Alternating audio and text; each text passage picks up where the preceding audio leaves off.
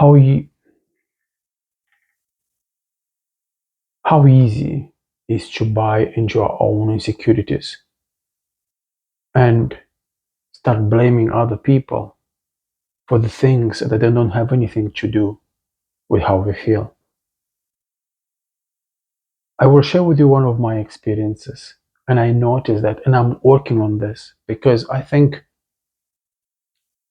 when I claim that I am already healed, that I'm not doing those mistakes, in that moment I'm doing the mistake. It's that simple.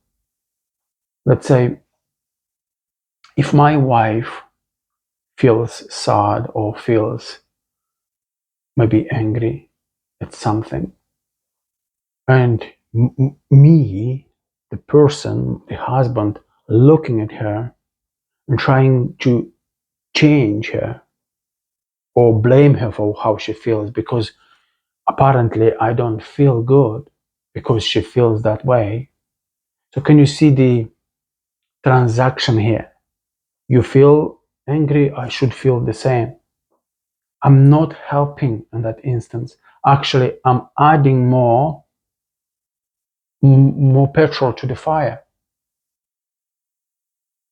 I'm not helping because I'm not capable of being with myself. So my wife is here in her own sadness, on her own dilemmas. Me trying to change her, right? Rather than looking at myself, how I feel about what happens in my world. It's the same thing with everything, not only my wife, but things outside, circumstances, everything. It's a mirror of myself. And the best way and the most kindest way is to bring what you are in the world rather than blame people for what you cannot handle. So is that straightforward? Is that simple? Yet not easy because we're getting so fast confused and we respond to that confusion. For instance, if I see something I don't like in the world, so automatically I'm responding to it. And if I respond to it, I will create a defense. I will create a story. Why am I responding in that way? If I misunderstand the circumstances, I will create a story and I will find a victim. But automatically I live in misunderstanding. I'm not free in that moment. I'm running away from myself in that moment. Can you see the beauty? I'm using this beauty word quite intense and often in the last few days. But it is true. It sounds beautiful to me. So why not use it? So but can you notice the misunderstanding we almost every day under? Because things will happen on daily basis, minute by minute, second by second. And you almost, if you're not careful, you can react on daily basis. One moment you're happy, one moment you're sad, one moment you're happy, one moment you're sad. So all day long you find yourself under different kind of emotions and feelings and ideas, concepts, and you don't know why you think this way now. You become unconscious to life, or the life becomes a mystery of some kind, rather than being, knowing who you are, knowing what you stand for, and see life as an expansion of you, not something that controls you.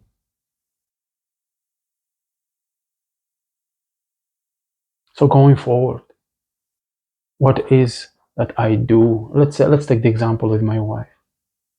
So going forward, I stand for allowing those feelings to be expressed and being with what's happening within me. And this alone will help my wife to heal too. Because if I try to take something from you, I don't believe you're capable of handling. I don't believe you're the person to be with that, what you're going through right now. But if I kind of succeed, let's say someone goes through certain situations and in their life, and it's really they go through worry, or they're kind of afraid of what future holds for them, and I tend to make a motivational speech and take them away from how they feel and moving them away into the future. There are moments you can do that. I'm not denying it. That sometimes people get caught too much in their own thinking, but often we're just afraid of what the future holds for us. So if I'm being with the fear without reacting to that fear, there's the freedom that person has. There's the freedom I have in that moment to be with what it is and bringing clarity to what it is. And that's the start of creation. If the person builds the muscle to create, to be with all of their life, nothing for that person, it will be an impediment or will be an obstacle, because they know they can handle every tension coming up to them. They become the person who builds their life consciously rather than running all the time from what's happening. Oh, I don't want to see this. I don't want to see this. I don't want to see this.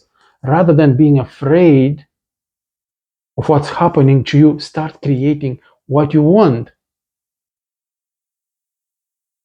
So those two things play together in harmony, because it allows us to move from a victim into this creating force in alignment with ourselves, without denial and without getting caught in the stories. For instance, if I get caught in the story that my wife is at fault for how I feel, then I am complaining. I am judging myself. I deny myself. Then I will share the story with someone else, and then we go in groups and we share online. We create a complaining group where we support each other based on the sorrow. Basically, we deny our creativity, because our creativity is used to manipulate what really happens within us, what really happens in us.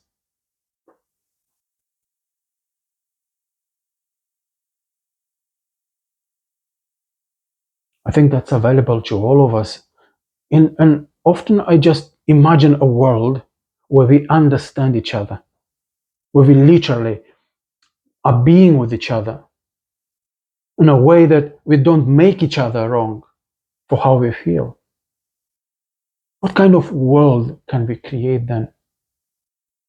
Because if we we always react to what's happening in our lives for this uncomfortable feeling, we always jumping up and down because we don't like how we feel, then we will struggle, and that struggle will be expressed in the world. That's why the world is in the state it is. We're too afraid. We're afraid of it, of ourselves.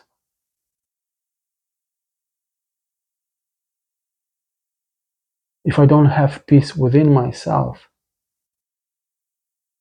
then how can I bring peace here now? It's impossible. Thank you very much for watching.